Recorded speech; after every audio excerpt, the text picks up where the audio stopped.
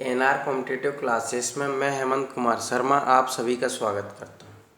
दोस्तों, आज हम पढ़ने वाले हैं इतिहास के दो टॉपिक। एक है कि पुरापाषाण काल, मध्य पाषाण काल, नवपाषाण काल में किस चीज़ों के साक्ष्य मिले या आविष्कार हुआ था, और दूसरा है अभिलेख कि कौन सा अभिलेख किससे संबंधित है और उसमें क्या एक्स्ट्रा है। तो ध्यान से समझो ट्रिक को और याद करते चलो। देखो, सब जैसे अपन इस वर्ड को तो जानते हैं, नाच। ठीक है, दोस्तों को पकड़ पकड़ के ले जाते हैं, बोले नाच। नाच से बना नवपाषाण काल में चाक का आविष्कार हुआ था। चाक जैसा ही पहिया होता है तो पहिए का भी हुआ था और कृषि का भी होता है, क्योंकि पहिए का उपयोग अपन किस में करते हैं? कृषि में। तो क्या ध्यान रखना है कि नवपाषाण काल में चाक का आविष्कार हुआ, पहिया कृषि का भी आविष्कार हुआ और तांबे के प्रयोग के भी साक्ष्य हैं। ठीक है, दूसरा हमें ट्रिक याद रखना है, लूना। लूना गाड़ी आती है ना, ठीक है। तो लोवाक ने नवपाषाण शब्द का प्रयोग किया था सर्वप्रथम। ठीक है, अगला, कीड़े मकोड़ों को क्या कहते हैं? कृमि। बोले कृषि के साक्ष्य मेहरगढ़ से प्राप्त होते हैं। कृषि के साक्ष्य कहाँ से मिले थे? मेहरगढ़ से। अगला है, जैसे आपस में दोस्त बात कर रहे हैं, बोले यार तुम स्थायी निवास कब से करोगे, यहीं कब से रहने लगोगे? बोले जब मन हो जाएगा तब रहने लगेंगे। तो ट्रिक क्या याद रखना है? मन। म से बना मनुष्य में स्थायी निवास की प्रवृत्ति न से बना नवपाषाण काल में आई थी। ठीक है, कि मनुष्य में स्थायी निवास करने की प्रवृत्ति कब हुई? नवपाषाण काल में, तथा उसने सबसे पहले कुत्ते को पालतू बनाया था। ठीक है, अगली ट्रिक याद रखना है हमें, मालपुआ। तो पो से बना पुरापाषाण काल में आग का आविष्कार हुआ। ठीक है, या ट्रिक पे ध्यान से समझते चला करो कि पुरापाषाण काल में आग का आविष्कार हुआ। देखो, कुल्हाड़ी के साक्ष्य कहाँ से मिले थे हमें? अतिपराक्रम से। तो देखो, ध्यान रखना है कि कुल्हाड़ी से हम क्या काम करते हैं? वनों की अति को समाप्त करते हैं। कुल्हाड़ी से क्या करते हैं? अति को समाप्त करते हैं, वनों की को। अति मतलब होता है अधिकता। ठीक है, तो कुल्हाड़ी के साक्ष्य कहाँ से मिले थे? अतिपराक्रम से। अगला ध्यान रखना है कि चित्रकला का सर्वप्रथम ज्ञान कहाँ से मिलता है? भीमबेटका से। और भीमबेटका कहाँ पर है? मध्य प्रदेश के रायसेन जिले में। और मध्य से क्या याद रख लेना है फिर कि मध्य पाषाण काल से। ठीक है, चित्रकला का सर्वप्रथम ज्ञान कहाँ से मिलता है? भीमबेटका में। और कब का मिलता है? मध्य पाषाण काल में। और भीमबेटका कहाँ पर है? मध्य प्रदेश के रायसेन जिले। ठीक है, तो आपको ये ट्रिक याद रखना है ऐसे कि नाच, बोले नवपाषाण काल में चाक का आविष्कार हुआ, बोले इसी टाइम पर भी कृषि और पहिए का हुआ और तांबे के साक्ष्य मिले थे। बोले लोना, लोवाक ने नवपाषाण शब्द का प्रयोग किया था। ठीक है, बोले क्रमि, कृषि के साक्ष्य मेहरगढ़ से मिले थे। मन, बोले मनुष्य में स्थायी निवास की प्रवृत्ति नवपाषाण काल में हुई थी। पुआ, बोले पुरापाषाण काल में आग का आविष्कार हुआ। बोले कुल्हाड़ी से वनों की अति समाप्त करते हैं, तो बोले कुल्हाड़ी के साक्ष्य अतिपराक्रम से मिले थे। और एक और लास्ट पॉइंट याद रखना है कि चित्रकला का सर्वप्रथम ज्ञान कहाँ से? तो भीमबेटका में मध्य पाषाण काल से। देखो, आप स्पीड रखा करो और स्पीड में ही बोला करो। और लिखा क्या है वो मैं आप बोल रहा हूं तो आपको ध्यान से सुनना है। ठीक है, क्यों? अगर आप स्पीड नहीं, छोटा सा टॉपिक है उसी में आप घंटों बिता दोगे तो फिर कैसे काम चलेगा? ठीक है, अब बात करते हैं प्रमुख अभिलेखों की। तो ध्यान रखना है कि अभिलेखों का अध्ययन एपिग्राफी कहलाता है। ठीक है, अब अभिलेखों के लिए ट्रिक समझना है। बोले कैसे पढ़ोगे? बोले जंग में ईवीएम में डीएपी डाला। क्या कहोगे?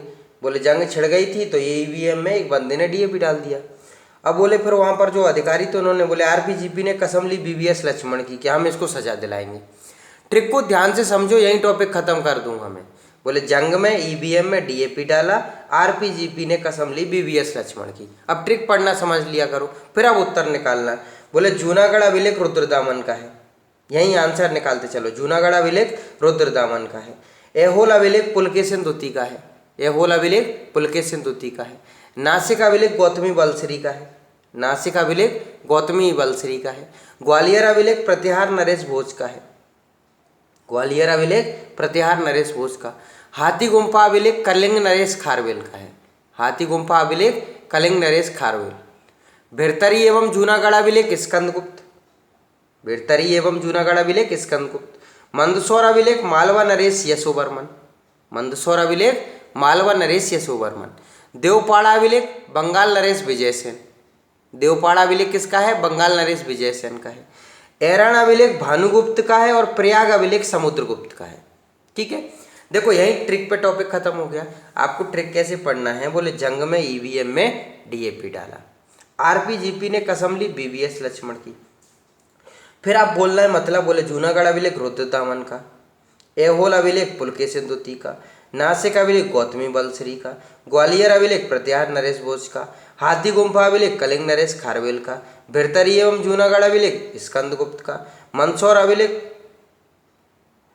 अभिलेख मालवा नरेश यशोवर्मन का, देवपाड़ा अभिलेख बंगाल नरेश विजय सेन का, एरण अभिलेख भानुगुप्त का और प्रयाग अभिलेख समुद्रगुप्त का। देखो ट्रिक पे ही खत्म कर लिया। अब हम इसके बारे में नीचे पढ़ते चलते हैं कि जूनागढ़ गिरनार अभिलेख है जो किसका है, रुद्रदामन का है।